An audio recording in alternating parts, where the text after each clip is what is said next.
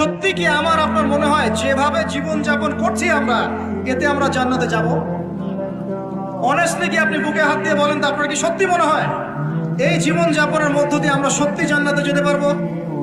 ছেলেপেলে কিশোর গ্যাংয়ে যোগ দিচ্ছে, ছেলেপেলে টিকটক প্রজন্ম হয়ে গেছে, ছেলেপেলে মেয়েদের পিছনে আড্ডাবাজি করে টাঙ্কি মেরে বেড়ায়, ছেলেপেলে মেয়েদের সাথে ওপেন জেনা করছে, মেয়েরাও জেনা করছে।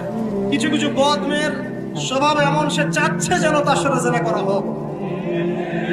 চুল খুলে নগ্ন হয়ে রাস্তাঘাটে ঘুরে বেড়াচ্ছে। বাড়ির মেয়েরা পর্দা করছে না, মা পর্দা করছে না, বোন পর্দা করছে না, স্ত্রী পর্দা করছে না।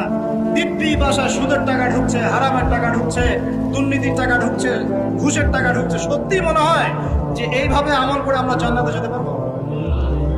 অথচ আল্লাহ সৃষ্টি করেছেন আমাদেরকে তার ইবাদত করার জন্য। এই দুনিয়ার জীবনের সংক্ষিপ্ত হায়াত দিয়েছেন, মৌতের পর হয় জান্নাত, তাহলে জান্নাত, আর কোনো বিকল্প অপশন নেই।